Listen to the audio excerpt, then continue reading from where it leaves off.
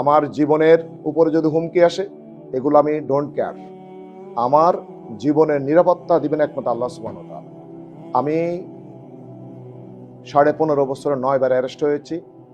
আমি কতবার রিমান্ডে এসেছি আমার মনে নেই।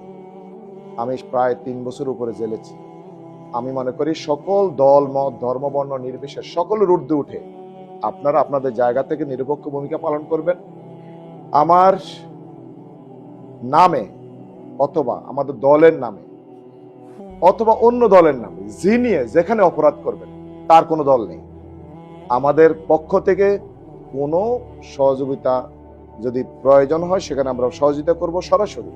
কিন্তু আমার নামে অথবা আমাদের দলের নামে অথবা সংগঠনের নামে যদি আপনাদের কাছে কোনো সহযোগিতা চায় কেউ, সে দলগতভাবে বিবেচনা না করে আইনের মাধ্যমে আপনার বিবেচনা করবে।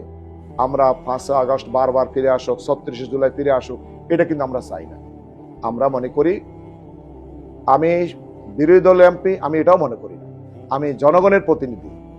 জনগণ যাকে রায় দিয়েছে, জনগণের প্রত্যাশার আলোকে আমরা ভূমিকা পালন করব এবং রাষ্ট্র কাঠামো এবং প্রত্যেকটি অর্গান সেখানে সাপোর্ট করবে। আমরা সরকারি দল অমুকে বিরোধী দল এটা মাপকাঠি না রেখে প্রশাসন যথাযথ ভূমিকা পালন করবে, এটা আমাদের প্রত্যাশা।